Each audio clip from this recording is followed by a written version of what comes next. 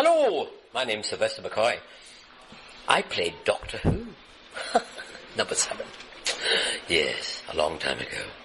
Anyway, you're listening to Neil. No, you're not. Listen to me. Anyway, you might be soon listening to Neil podding. Whatever that is. Neil Before Blog presents Neil Before Pod.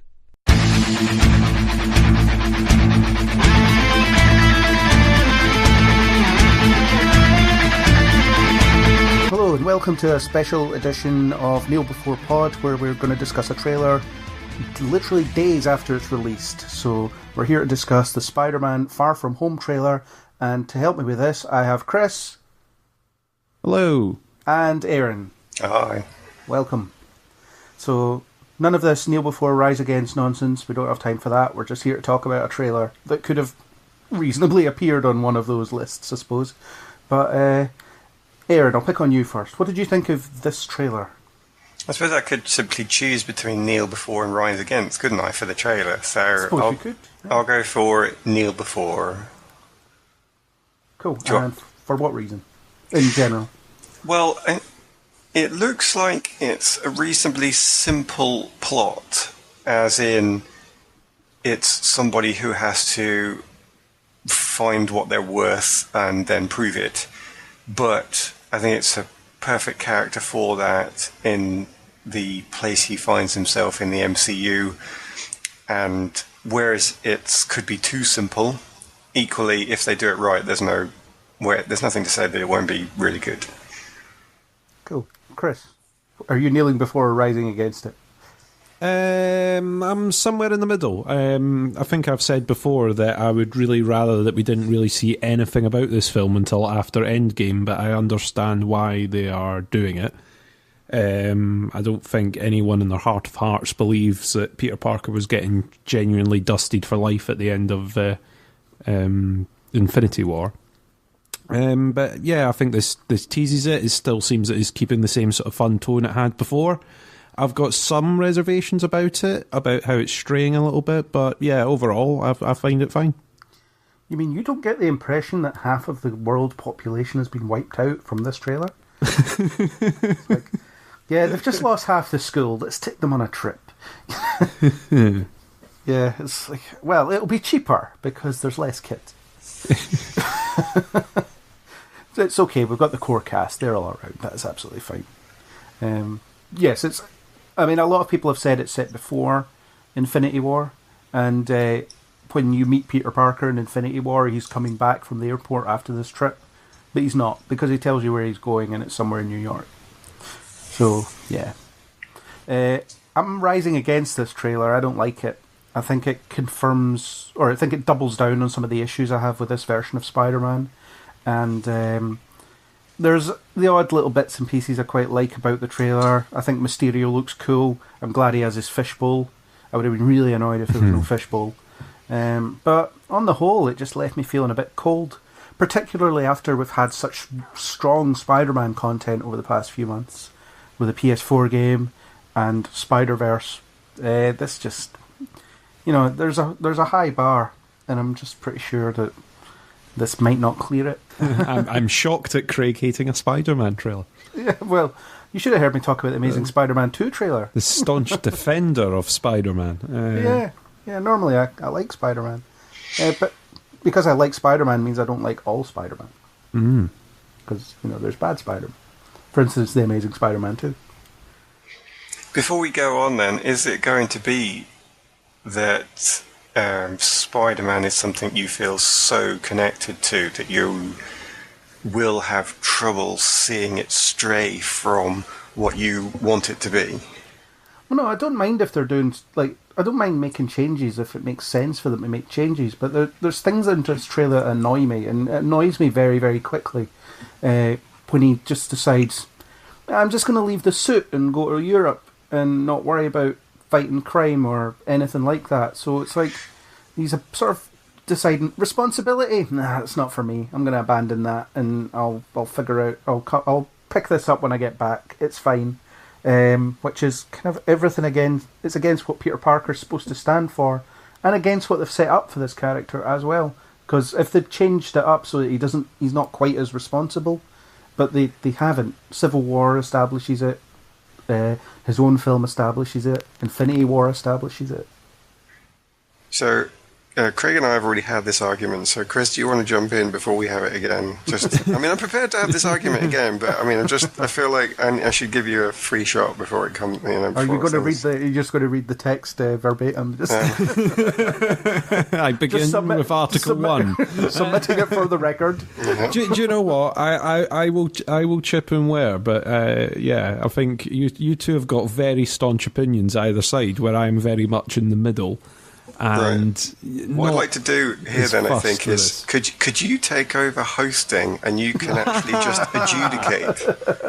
Well, not adjudicate, that's the wrong word. Could you just kind of, like a referee in a boxing match? How do you respond to that? Oh, you mean he's going to be like Nick Fury taking over my podcast? Yeah. I'm going to tell you what to do. Us when it gets too bad. Okay. Who's wanting to start with their opening remarks then? Well, Craig's already set up, I think, hasn't he? He's already said. Okay.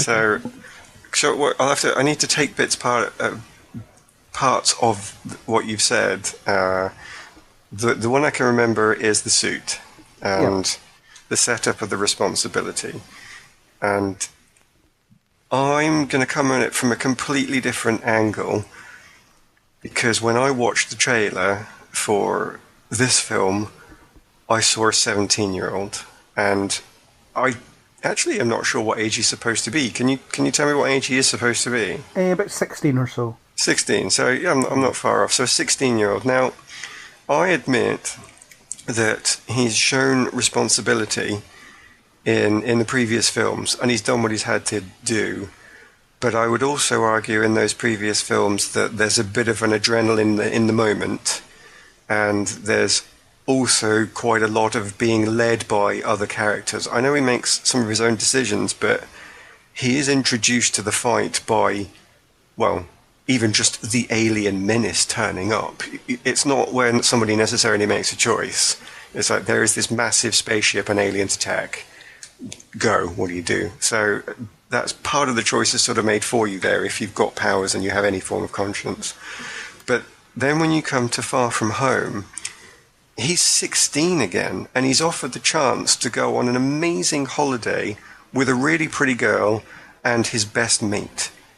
And at 16, if you tell me that somebody has adapted to a new life and embraced their personal ideology that will hold them for the rest of their adult life, and not be in any way react to it in such a way as, but I want to have a bit of fun, then I would find that totally unbelievable for him to be in that frame of mind. I actually think that this reaction is, I've saved the world has actually been repaired, we assume. The snappening has just been completely undone.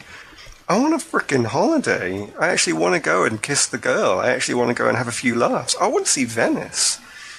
The idea that a 16-year-old could turn away from responsibility just once, seems like it's quite reasonable to me. Even if it's that he's not quite in some sort of shock like Iron Man was going into Iron Man 3, but it's still a bit of a reaction to that. It's like, oh, that was, I'm glad I did that and all, but honestly, can we just have a bit of a party now? So that leaving the suit behind doesn't seem to me to be out of character.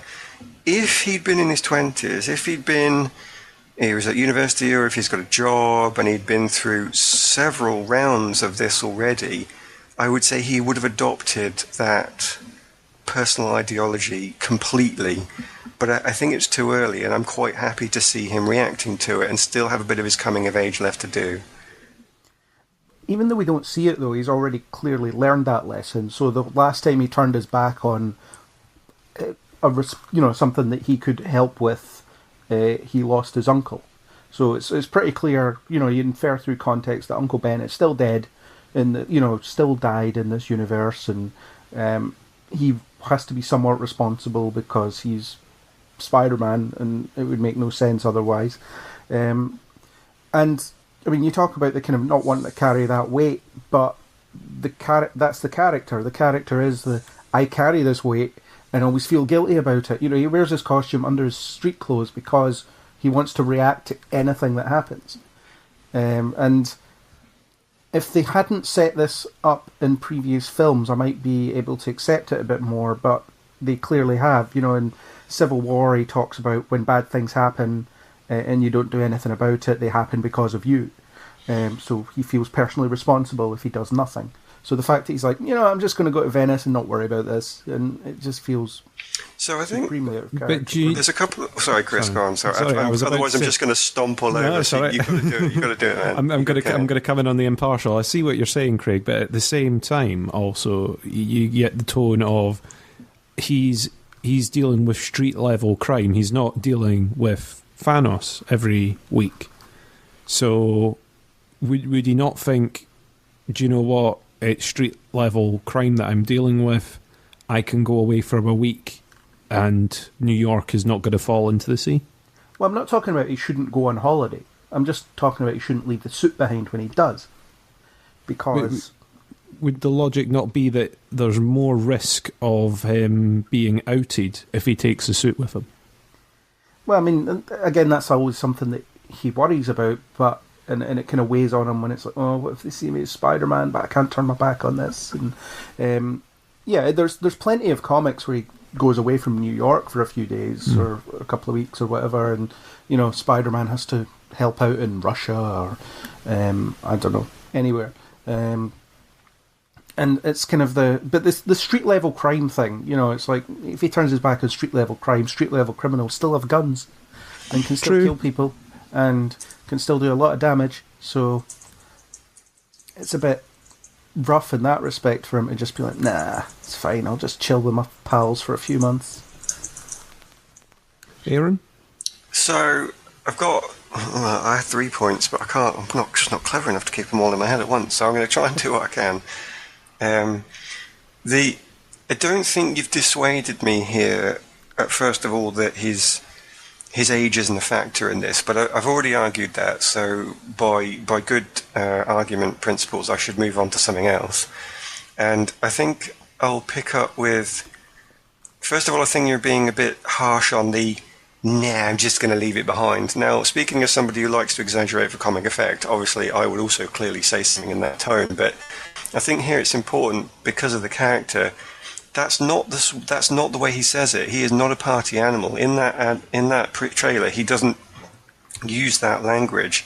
He actively rejects it and says, "I don't want that," giving you the impression that he wants something else. And I think that's where the age comes back in. So that's why I did mention it when I said I shouldn't, because it does double down on that he's searching for some other part of his life still, which seems completely reasonable for a 16-year-old. Also, he doesn't have the suit. Well, I think if he did stumble across a crime, somebody being mugged, he is a street-level character and could quite happily do things from the shadows. I don't honestly believe that he, by leaving the suit behind, has given up his entire conscience and his ability to tackle crime. So he would easily be able to twat somebody and get away with it and run off with his strength and ability before it would ever be a problem. I think there was something else I wanted to say as well, but I've lost it. So counter. Well, the suggestion certainly from, I mean, I'm willing to admit the trailer doesn't have a lot of context in terms of why he thinks this, you know, or why he's decided to leave the suit behind. But it's made a point of showing that he's done that. And this, I think the suggestion is that by leaving the suit at home, he's leaving Spider-Man at home, which means he doesn't plan to do any heroics while he's on holiday. Yeah, he has no plans to get involved. That was the third point that I was thinking about, that you said it yourself. He's, in the previous films, there is something going on, and his conscience tells him to get involved. In this trailer, there is nothing going on. He is not actively turning his back on the problem. And I keep coming back to this, it seems reasonable the 16-year-old would say, I'm not actually making anything worse by going on holiday here because there are no problems that currently need my attention. Now, I admit you could argue that's a naive view because there's always crime somewhere, but again, I don't think at this point he's got this such heavy weight of responsibility that comes with adult guilt that says every second of every day somebody is getting hurt if I don't do it. I think, especially because at the moment he's been involved in not the street level stuff. He did start out that way, but he has quickly been pulled into world-changing stuff. And at the point of the trailer, looking out that window of his bedroom, he said, returning to flippancy, which he loves so well, I didn't see another alien spacecraft. So it seems reasonable that he's also making that same decision, that there is nothing bad going on, so he can leave behind the big stuff. The suit equals alien combat, whereas I still say that if we saw somebody getting mugged in the film in the streets of Venice without the suit, he wouldn't be, I am not Spider-Man here, that person is okay to be mugged and I'm on holiday. I think he would get involved. Also, when it comes to that, I think that is going to be a very important point. This whole idea of you cannot leave it behind is therefore going to be the message of the film. This is going to be him gaining that adult guilt at a point where nothing bad is actually happening. There is something that still could happen, and you need to be ever ready. And he does have that conscience all the time, but I think that he will develop that much more heavily. And to be honest, I want to see that on screen, and I'll tell you for why. Because I don't want to see Uncle Ben. I like most people, I think, I don't want to see another origin story. So I'm being offered a different origin story here in Peter Parker's developing conscience, him becoming an adult. What caused that is, of course, still Uncle Ben, but his evolution now is going to be these choices, these leaving the suit behind, learning that he can't do it, learning what he really wants out of life. And it's like they do want to still give us an origin story. They do want to see character development, but they've picked a different one. And I am all for that. That is actually one of the prime reasons why I want to see this film, because it is going to offer me that different perspective. Well, they need to show that scene that you're talking about where he sees someone getting mugged in London or wherever, and he decides what to do with it. You know, when he doesn't have any his costume or whatever. Like I said, I know there's no context to the actual scene itself, because it is just a thing in the trailer. But I just don't think that Peter Parker would ever do that, regardless of how old he is, because he was 15 in the comics when he first got his powers, and he always carried that weight with him. There's the suggestion that this version carries that as well. You know, he's always been a more reactive superhero. You see it in Homecoming, where, you know, he goes out after school because he's just looking for trouble. He's looking for something to help with. And, you know, that's the kind of the sort of guy he is.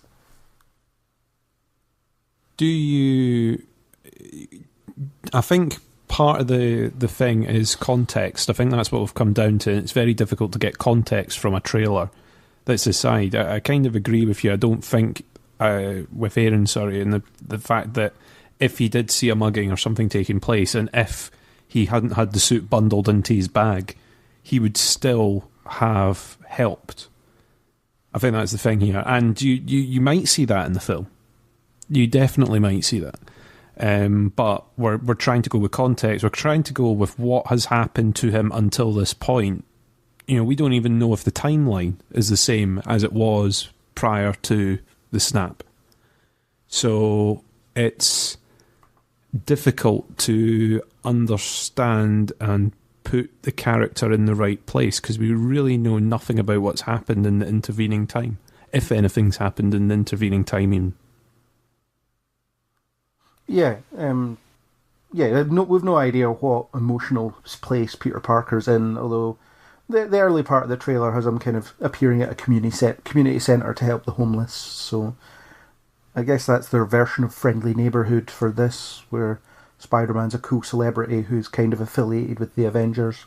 He's helping his aunt with a little bit of fundraising at the homeless shelter. Why not? That seems to make sense. He seems to have accepted his sort of street level and what he's doing at the moment.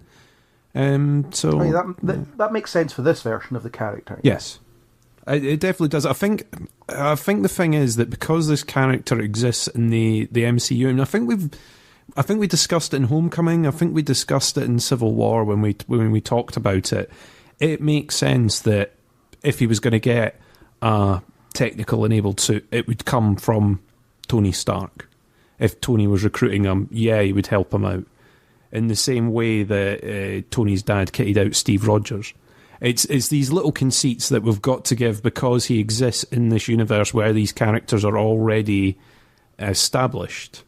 And I know that it's not how it is verbatim in the comics. However, in this universe it is. And there's lots of little tweaks all over the place with these characters when they're converted from comic onto the big screen. Yeah, there's always going to be changes, and there should be, because I don't want a live-action version of the first 6 issues of Spider-Man or whatever, because that would be unwatchable.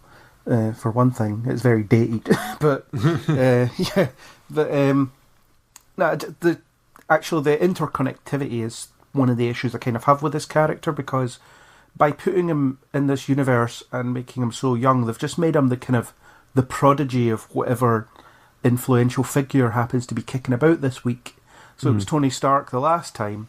This time it's now Nick Fury, who of course thinks he's brilliant for some reason, and tries to recruit him into some kind of James Bond style villain hunt mission, which I'm not too keen on. I don't think Spider-Man is James Bond. He's not James Bond.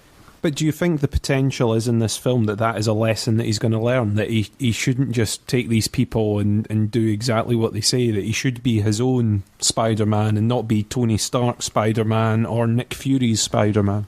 Yeah. Well, do you think that's a potential lesson? Supposedly. That was, the kind of at the end of Homecoming, he went and did his own thing. He said, "No, I don't want to be an Avenger. I'm fine out here." And I mean, Nick Fury is extremely persuasive in the sense that he probably doesn't take no for an answer. But still, it's just I think if he's recruiting Peter Parker to help out with whatever these elemental beasts are that are cropping up across Europe, that's something you can do without Nick Fury, because all it has to happen is he's in Venice, Hydro Man or whatever that thing is attacks. He's like, "Oh crap, someone should do something about that." And then he goes and does something about it. It could be that. I think you're absolutely right that it could be that. But we've got an MCU now, and whereas you can quite happily create films irrespective, the route that Marvel have chosen to go down is a linked universe. And the problem of, well, first we call the Avengers is never going to go away, and if the characters are still doing what they say they're doing, and with someone like Nick Fury, it is going underground and finding out what's really going on and pulling together a replacement for S.H.I.E.L.D. or whatever it is he's decided he's going to do. He is going to be out there getting in people's face. I think he's already, as old as the character is, beyond the solo agent is Nick Fury. He was always a recruiter. Yeah. So again, you don't have to do this. I completely agree with what you said. This is not needed in order to create a Spider-Man story. However, do we actually have that now? Captain America films have generally crossed over quite commonly. They've could quite easily have called one of the Captain America films an Avengers film. It seems to be the point where we are having mashup films as the norm. So I think they've kept consistent with what they're doing.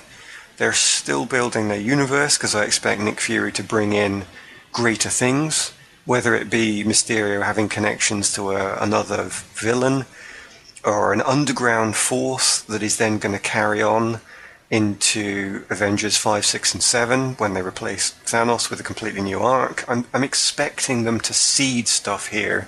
If it comes to Avengers 4 and it just goes dead, and then they have to build again from scratch, I think it's going to be extremely disappointing. Whereas if they said in Avengers 5 or in some of the other films coming up, oh, do you remember when that thing happened? Oh, that totally connects back to Mysterio. You're going to carry on this build. And I assume that's what they're doing. I assume they plan to make as many films in the MCU as they can to generate as much cash as they possibly can forever. Or, until we all evolve onto our higher beings and start watching movies. They're just going to keep going. So the seeding is continuously important. And I don't want my seeding to come from just post-credit scenes. I want it to be there in the world, constantly building, constantly evolving. And so the Nick Fury stuff is something that I think I want to see that go somewhere. If they just have it where he is another mentor for Peter, then I would agree with you. That is a total waste of time. Peter should have been by himself. But I'm actually expecting a lot more from it. When you say that, obviously Captain America, the example, his films often feature other Avengers characters, which is fine. But I don't think that Cap is in any way detrimented by other characters being around. He still gets on with things. The story's still his own. No one's really leading him around. Whereas in these two Spider-Man films, it seems like he very much is. There's always someone more influential who says, you should go over here now, or this is what you should do. See, the thing is, I'm still going to go back to, because I'm so taken by it in these films, partly because I actually really like to see it, his age. And also the idea that he has no parents and he's lost his father figure. And it sounds like it's getting a bit too basic when you put a lot of emphasis on this, but the simple fact of the matter is that connection in a young person's life to a parent is stupidly defining and really important. And if strong, capable men in your field of interest turn up in front of you as a boy, I honestly believe you're going to take notice, and I don't think it's unreasonable to just assume that of his character. So whereas he has made a decision at the end of the films, I am not going to be an Avenger, think that is necessarily so defining that it underlines the argument and says it's over. He's not now, as a 16-year-old, immediately as grown up as a 21-year-old. He doesn't have the experience. He doesn't have the ability to calculate what all of these things are going to mean to him later on. So it feels like he should still have a way to go. I mean, I think everybody's made a decision in life. I am never going to do that again. That thing that was bad for me, I will never ever do that again. In a week's time, you find, oh my God, I've done that thing again 5 times. I've made a mistake. I've tried to make a promise to myself. I've broken my New Year's resolution. Oh, silly me. It just happens all the time. Making a decision is not necessarily enough. You need to go through that emotional development to actually change inside, either the way your mental passages work or just how you feel about things. So if Nick Fury comes along, the ultimate spy, and says, I think you should do this in a confident voice, I think he's going to listen. But as Chris says, I think it would be a really important point if, not just at the end of the film, where Peter says, I will not do this anymore, actually they spend the last 20 minutes, half an hour of the film actually showing you Peter not following Nick Fury and doing other things. That's your development. At that point, you will have seen somebody change, and it will be much more meaningful, and that's where I come back to my origin story. This is what I want to see. I'm not saying that was promised by the trailer, dear God, I'm not, but to me, I don't believe the character has gone through what you at least want him to, even if he may have actually said about it. I think he's still got to do it, and I want to see it on screen, played out as part of the whole plot. Although you could use Nick Fury in a different way. I mean, if you have to use Nick Fury in this film, could use him in a different way, yeah, but it could have a purpose, them using him this way. Yeah, it's like the bit I was talking about where he gets involved by, noticing the problem. It could be that Nick Fury's also working that problem, and then you can explore their approach to it that way. There's the potential of it, because you do see him outside his suit, wearing his street clothes, taking on whatever the sort of water demon thing is. Let's go with slightly different Aquaman. Hydro-Man. There we go. Hydro-Man. He takes on Hydro-Man in his street stuff. Sandman and Molten Man, basically, are the three. Yeah. Except they're not. He's taking it in his street clothes at that point. It's potential then that he becomes to the attention of Nick Fury, who's saying, right, get your suit on. If you brought your suit, put your suit on. Well, he clearly gets a kind of rudimentary, the stealth one that you see a flash off in the trailer. The one that's a riff on the noir suit. Where that comes in, I don't know. And then he has the red and black version at some point as well that he flies around with. Yeah. I don't like Spider-Man gliding around either. That's just, nah. He doesn't glide. I mean, this is stupid. He swings. That's what he does. Like, if you're just going to make him Baby Iron Man, just make him Baby Iron Man then. Just have him with jets in his boots. Why not? I think it gets away from the low-lying buildings problem that you've got in a lot of Europe. Well, I mean, suburban Spider-Man just runs everywhere. Yeah, well, they kind of did that in Homecoming as well, where he got to the golf course and couldn't get across it because he had to run across it because his web line had nothing to attach to. Yeah, and I'm interested in the story of Spider-Man cutting about Europe doing stuff. I quite like that idea because it is different from the New York stuff. I'm just not sure this is going to be for me. I think, honestly, everything we've said up till now is summarised by that statement that there's some very personal decisions going to be made here. In the same way that I say S.H.I.E.L.D. is not for me, I think this film, however, is going to be for me.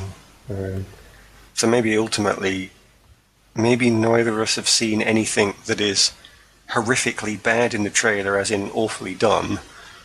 But there's a clear take on Spider-Man here, and one of us likes it, the other doesn't, and Chris will make up his mind, I guess, when he sees more of it.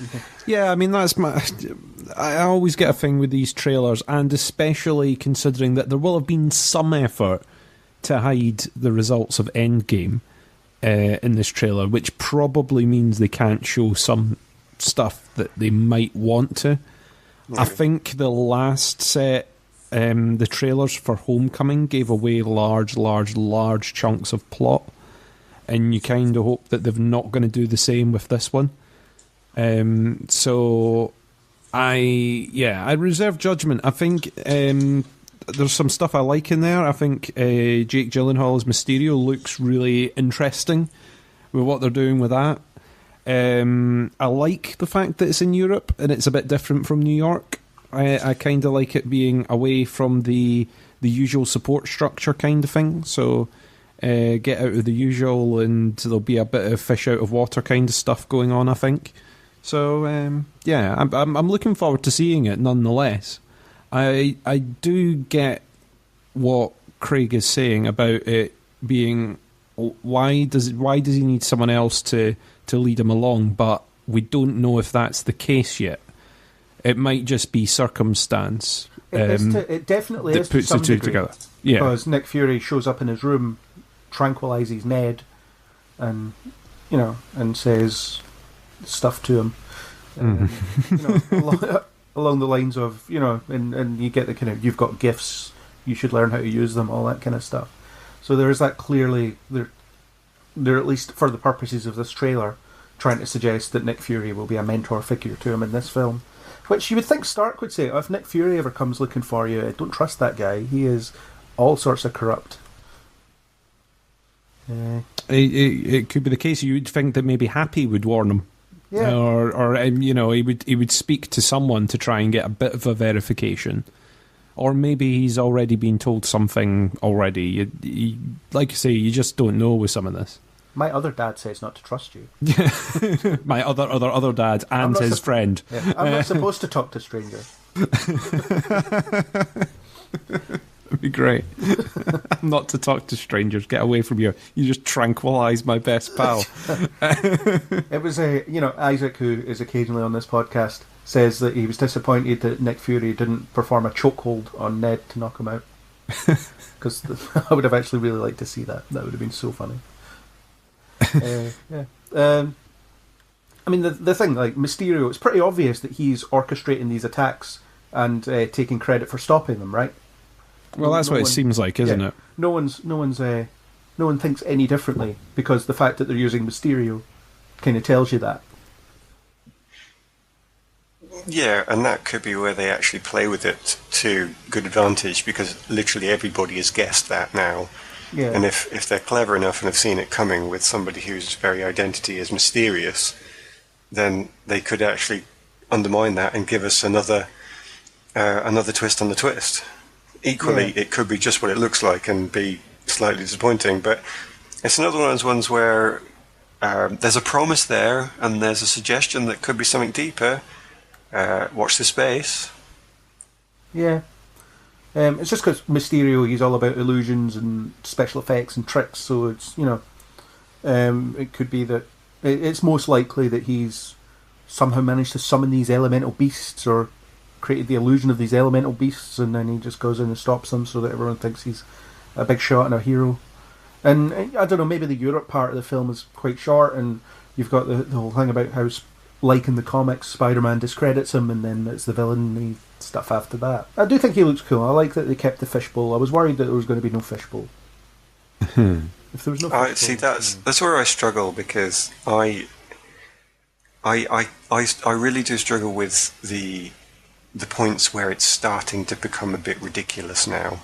I do want them to continuously swerve away from that unless they are making a purposeful joke.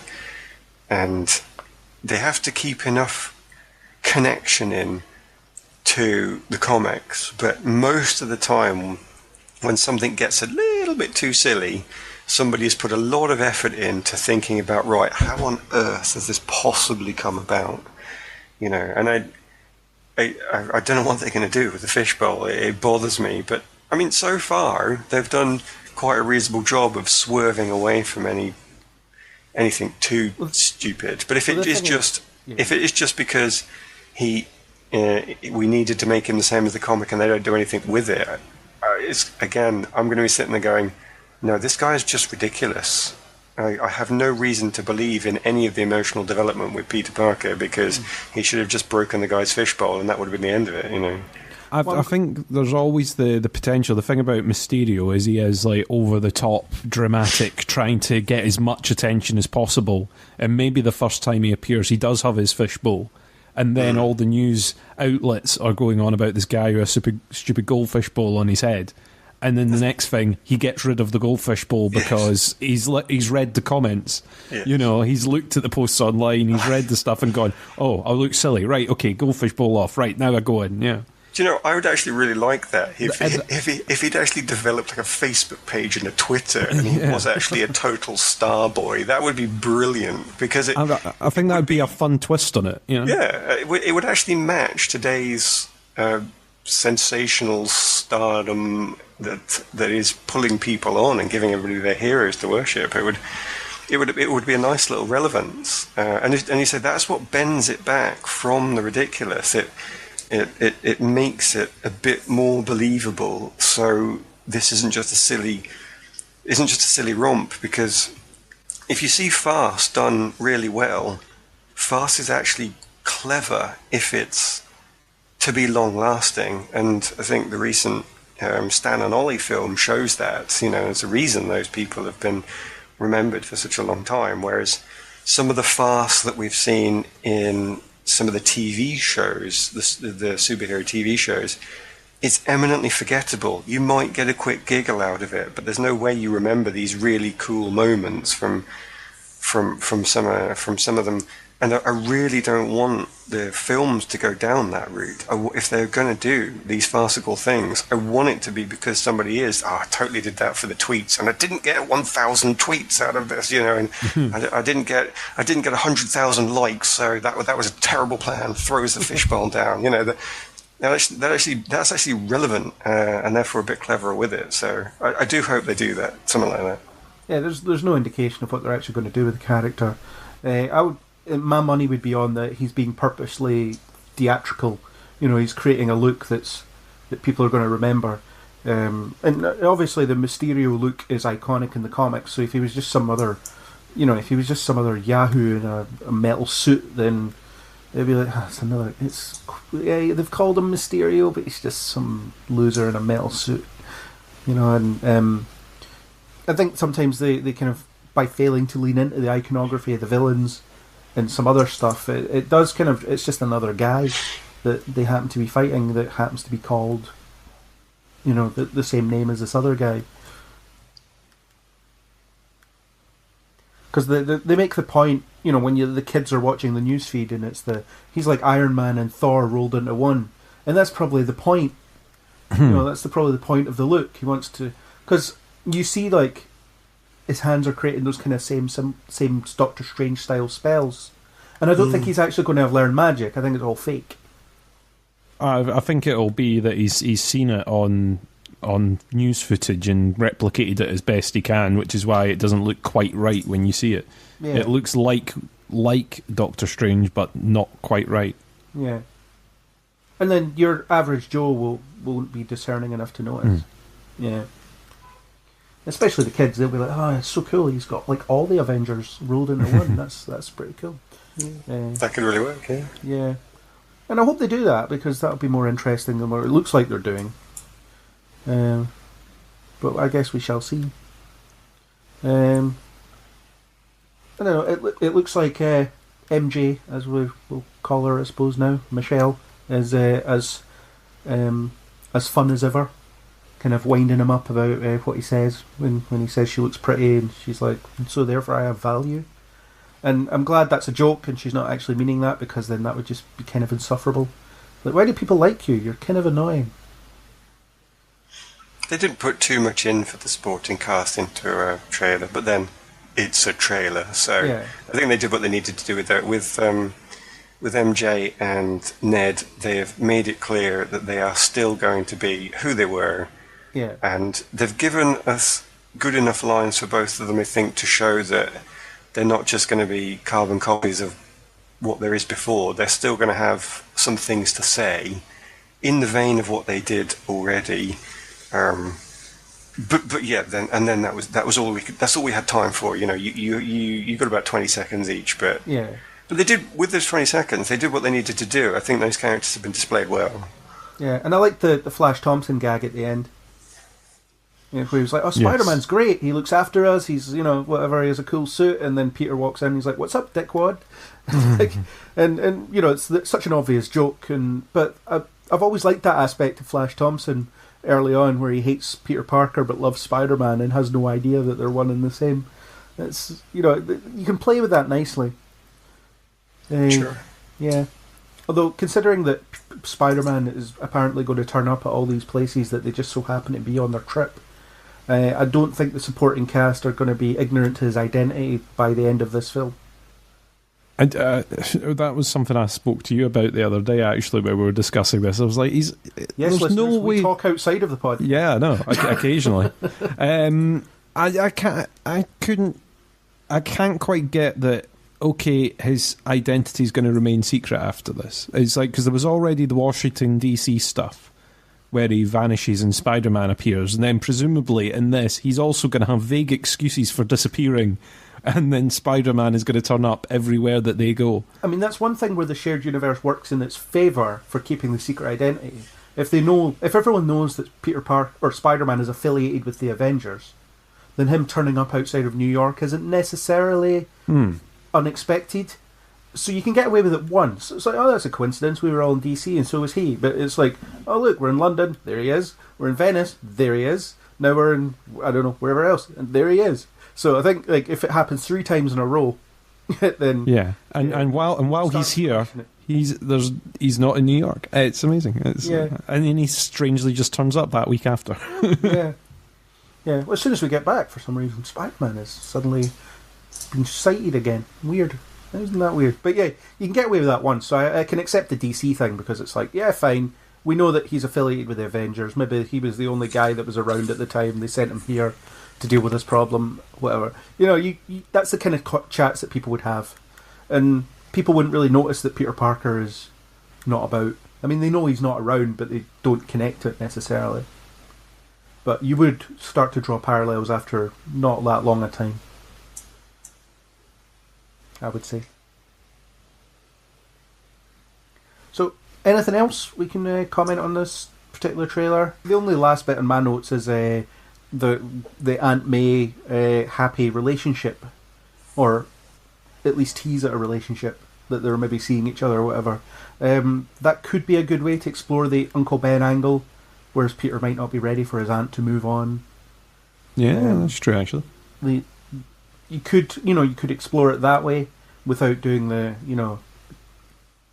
traditional side of it. That would be something that I don't think they've necessarily done before, apart from the comics when she is about to marry Dr. Octopus, which is something that has to be read to be believed, really. She inherits an island, and Doc Ock wants that island. So, that's okay. a real thing that happens. Okay. So he charms her, and they almost get married. It's ludicrous. It really is. But it could be a way that they explore it. You'd think though they have had the tendency to play it for laughs in that field, so we'll see. Yeah. So, Chris, do you have anything final?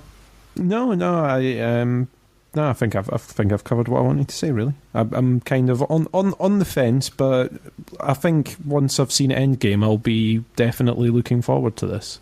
Aaron, do you have anything further? Anything final? Speaking to somebody who's not really that bothered by the promise of Endgame at all, I am actually much more interested in the more personal stuff that will come in with this Spider-Man. I don't think that I've been promised a lot.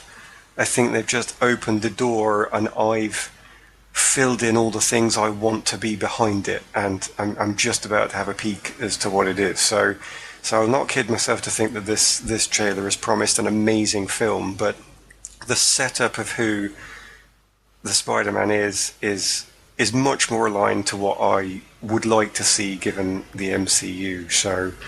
So I remain hopeful, even if I've created a bit of that myself. Yeah, I think from my point of view, I haven't seen the film yet. I've only seen this trailer. Although if this trailer is designed to make me want to see the film, it kind of hasn't really done that. It's kind of more annoyed me than anything else. But I fully accept that I could watch the film, and it's just the way they've edited this trailer, and everything will be fine. They'll do a really good version of Spider-Man that I can get behind. Or maybe they'll just double down on everything that I think they're going to do, and I won't like it. Who knows? It will be revealed on the July Spider-Man Far From Home podcast. So that was our discussion of the recently released Spider-Man Far From Home trailer. Special thanks to YouTuber DSC for his Spider-Man music. If you like what you heard, then hit that subscribe button on iTunes, YouTube, or any major podcasting app. iTunes users, please do leave us a star rating and a comment. If you want to discuss the trailer or anything else, then hit us up on Facebook or Twitter under Kneel Before Blog, or leave a comment on kneelbeforeblog.co.uk. As always, we hope you'll join us on the next Kneel Before Pod.